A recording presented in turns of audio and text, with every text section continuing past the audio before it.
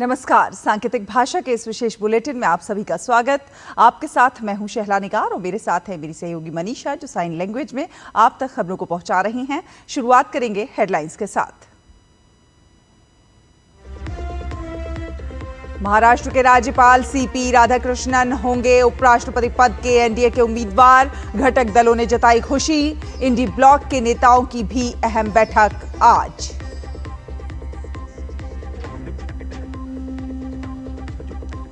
लोकसभा में आज ISS mission की सफलता पर विशेष चर्चा। सदन में गूंजेगा शुभांशु शुक्ला का नाम। जन विश्वास संशोधन और इंडियन इंस्टीट्यूट ऑफ मैनेजमेंट संशोधन बिल भी सूचीबद्ध। राज्यसभा में भारतीय बंदरगाह विधेयक पर होगी चर्चा।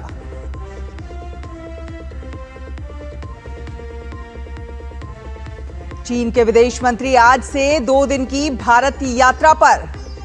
अपने समकक्ष डॉक्टर एस जयशंकर समेत एनएसए अजीत डोभाल से करेंगे मुलाकात।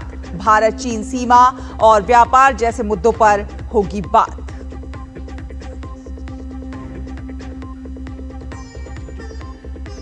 यूक्रेन रूस संघर्ष पर ट्रंप और जेलेंस्की के बीच व्हाइट हाउस में आज बड़ी बैठक। ब्रिटेन, फ्रांस और जर्मनी के शीर्ष नेताओं समेत यूरोपीय यूनियन के कई नेता भी होंगे शामिल।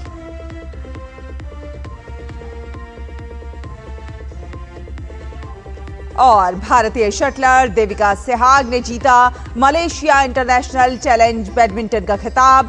फाइनल में अपने ही देश के ईशा रानी बरुआ को हराकर हासिल की शानदार जीत।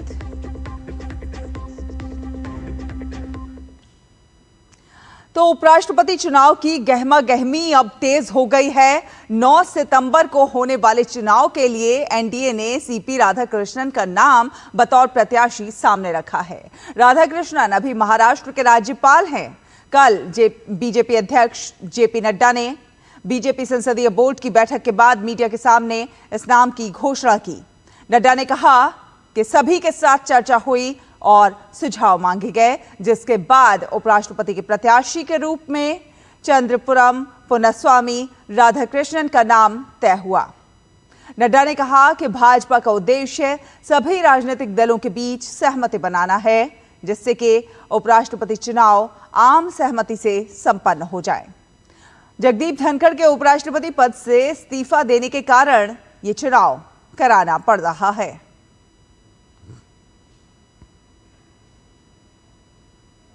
वहीं दूसरी ओर आज इंडी गठबंधन के नेताओं की भी महत्वपूर्ण बैठक होने जा रही है।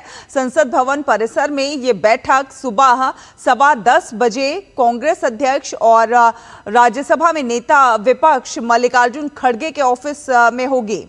माना जा रहा है कि इस बैठक में उपराष्ट्रपति पद के लिए संयुक्त उम्मीदवार पर चर्चा होगी। इंडी गठबंधन पहले ही उपराष्ट्रपति चुनाव के लिए संयुक्त और गैर राजनीतिक उम्मीदवार खड़ा करने का फैसला कर चुका है।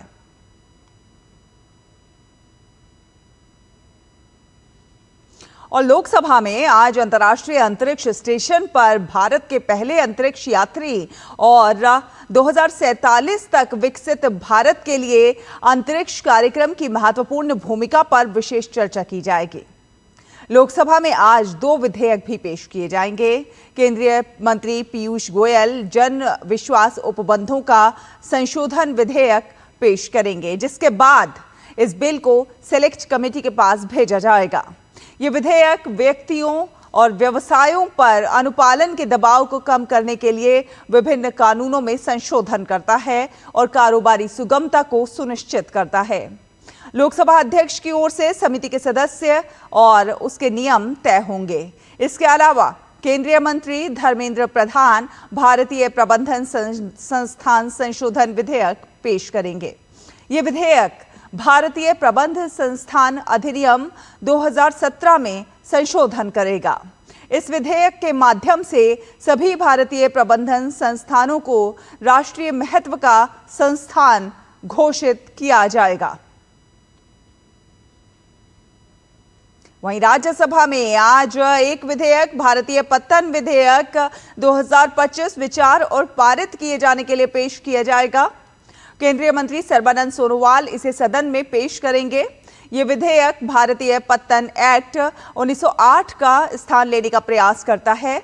इसमें बंदरगाहों के कामकाज और प्रबंधन को रेगुलेट करने, शुल्क और प्रभार लगाने और पर्यावरणीय सुरक्षा उपाय करने से संबंधित प्रावधान है। साथ ही साथ विधेयक समुद्री राज्य विकास परिषद और राज्य समुद्री बोर्ड्स को मान्यता प्रदान करता है। इसके साथ ही साथ अन्य विधायी कार्यों के साथ साथ प्रश्नकाल के दौरान सांसद विभिन्न मंत्रालयों से अहम प्रश्न भी पूछेंगे।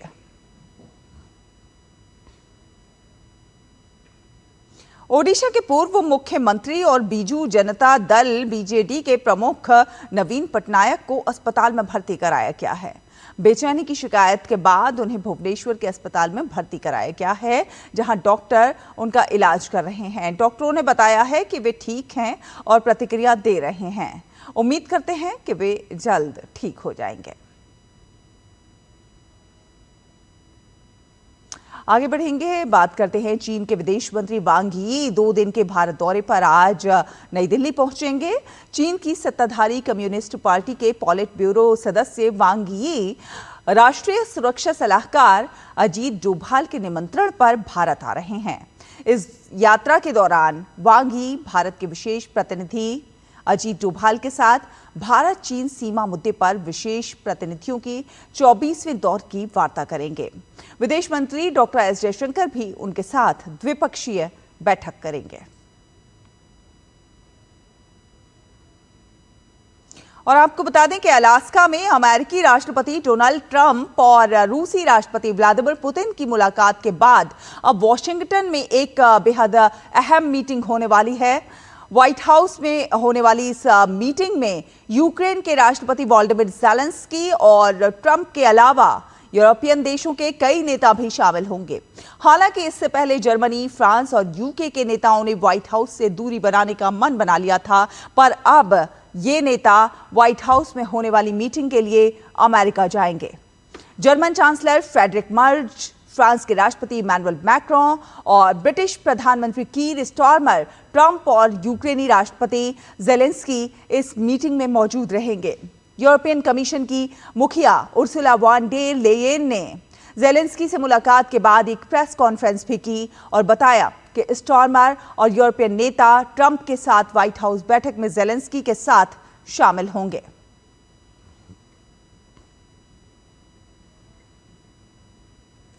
बात मौसम की जाए तो मुंबई समेत महाराष्ट्र के कई एक हिस्सों में लगातार बारिश जारी है। मौसम विभाग ने महाराष्ट्र में अगले 7 दिनों तक अत्यधिक भारी बारिश होने की आशंका जताई है। आईएमडी के अनुसार आने वाले 3 से 4 दिनों में पूरे कोंकण तट पर समुद्र की स्थिति खराब रहने की संभावना है, जिसमें 50 से 60 किलोमीटर प्रति घंटे की गति से हवाएं चल सकती हैं। मछुआरों को इस दौरान समुद्र में ना जाने की सलाह दी गई है।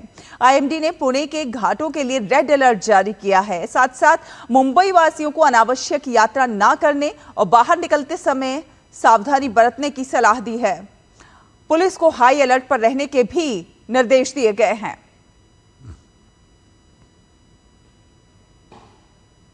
बात खेलों की करें तो भारत की देविका सहवाग ने Malaysia international challenge badminton tournament का महिला सिंगल्स का खिताब जीत लिया है।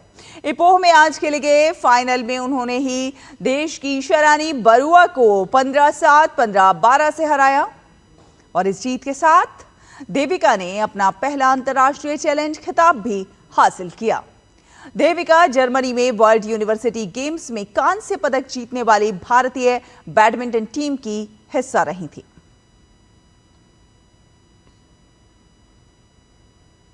और हरियाणा की 3 सगी बहनें प्रिया यादव, गीता यादव, ऋतु यादव ने ऑस्ट्रेलिया में आयोजित ऑस्ट्रेलियन ओपन और WT presidents cup Oceania taekwondo championship 2025 में कांस्य पदक जीतकर देश का नाम रोशन किया। 13 अगस्त से 17 अगस्त 2025 तक गोल्ड कोस्ट ऑस्ट्रेलिया में आयोजित अंतर्राष्ट्रीय चैंपियनशिप में तीनों बहनों ने टीम कैटेगरी अंडर 30 में खेलकर कांस्य पदक हासिल किया। हाल ही में गीता यादव और ऋतु यादव ने जर्मनी में 16 जुलाई से 27 जुलाई 2025 तक आयोजित वर्ल्ड यूनिवर्सिटी गेम्स में 7वां स्थान हासिल किया। इससे पहले भी तीनों ने ऑस्ट्रेलिया में आयोजित 3 अंतर्राष्ट्रीय प्रतियोगिताओं में 2 स्वर्ण एवं 1 रजत पदक जीता। इसी के साथ इस विशेष बुलेटिन में फिलहाल इतना ही। डीडी न्यूज पर खबरों का सफर लगातार जारी रहेगा। आप देखते रहिए डीडी न्यूज। नमस्कार।